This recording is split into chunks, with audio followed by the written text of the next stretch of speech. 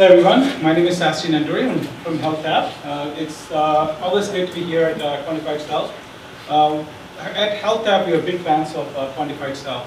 We completely relate to and share the philosophy that Quantified Self has, that quantification leads to learning and improvement.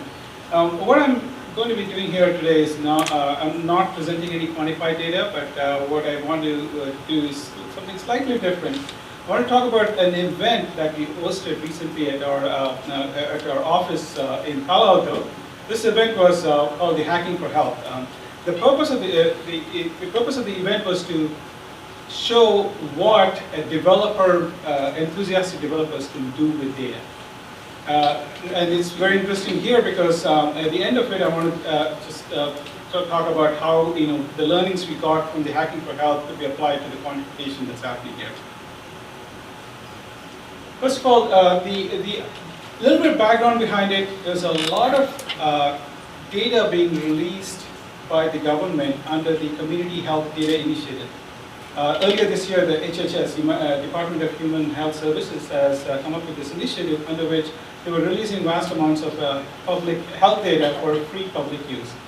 Now, why are they doing it? The purpose is to there is a belief that releasing this data would trigger innovation, which in turn leads to public good.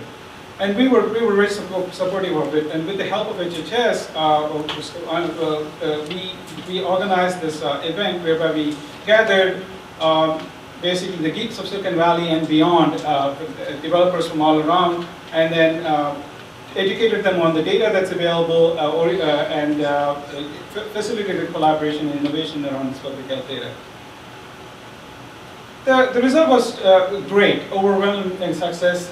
We had over 200 developers show up, and in under 8 hours, literally a day, all these developers formed groups, about 35 groups were formed. In fact, many of the developers that were the Hacking for Health are here as well. Hunter here, Alex Banks, several people here. They could tell you more about how energetic, what a day it was. We had, at the end of the day, this is in 8 hours, at the end of the day, the data that has been released by the government earlier this year, that has been available for everyone, has been used within 8 hours, 18 great innovative applications that came about that showed the usefulness of this data. I won't go into the details of that, but here are some pictures. This happened, by the way, on a Saturday. So these developers are so enthusiastic, so interested in releasing the power of data that they actually spent their entire Saturday hacking away. Some of these people are actually here, as I said before. I'll just quickly talk about three, just talk about the kinds of products that came about. One of them is Eat to Treat. I'll just demo just this one very quickly. This happened again within 8 hours. People came in without any idea what they were going to do. They came in, they got a sense for what data was available. They applied, they put their developer hat on and said, what can I do with this data? How can I make this useful? How can I make it more interesting? Here is one product that came about. What it was is Eat to Treat. The idea behind it is they mashed up two data sets, two wildly different data sets. One is the drug data, another is a nutrient database from the FDA. Combining these two, they said, okay, given a condition, the drug that is meant for that condition, let me look at the ingredients of that drug, and these ingredients, what foods have these ingredients? And based on that, we make recommendations, say, for given this condition, these are the foods that you could be having to alleviate your condition. I'll just go to show you one condition here. Allergies. What they did, this application, what they did is they looked at the medications that are typically given for allergies, looked at the ingredients, and then said, based on the ingredients, these are the food items that are going to be helpful if someone has an allergy. And then we had another idea, OSCE Health. This is about 6 students from the University of California, Berkeley. What they did was they said, They mashed up two sets of data. One is the community health rankings. There's this data that has been released which ranks the communities based on various status indicators. And then they compared with the risk factor data, and then together they combined it and created an application that helped health officials look at any county and understand what are the risks for the county and what are the actions that they could take to alleviate the risks of the county.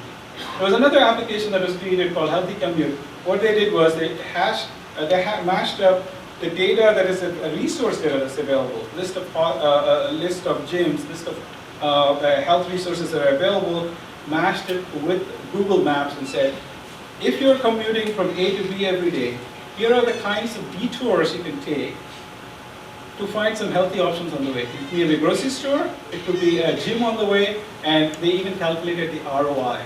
So, okay, for 7 minutes, if you spend additional 7 minutes, this is the benefit you would get. And why am I talking about this here? I believe there are a lot of takeaways here. One is the developer network, the developers that came together, the passion and the creativity of the developers could unleash data, could make data come alive, if you will. And another aspect of it is data by itself. There was so much data available on the government sites. By itself, it was less useful. Once they were mashed together, the data became much more useful, much more interesting. I believe there are some opportunities here for Quantified Self and the developer network now that has been formed based on this Hacking for Health event. We have over 200 developers. The goal is to grow it to 10,000 developers, 100,000 over time. The goal is to leverage the passion, the creativity of the developers and apply it to health data. Now, Quantified Self here, there's a lot of quantification going on, a lot of data being generated. I would love to see how that data, how there could be a collaboration between that and the other public health data.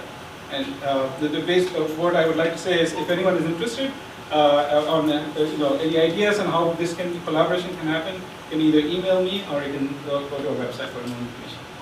Thank you. Thank you. That's great. And I think I'm tempted to sort of take you up on that, and I think other people will be here too, in the sense that people are generating data streams, and I could imagine a Hacking for Health or just Hacking Personal Data Day where we brought some of our personal data streams, and instead of using government data, we used our personal data and saw what we could make of it. I think that would be really interesting.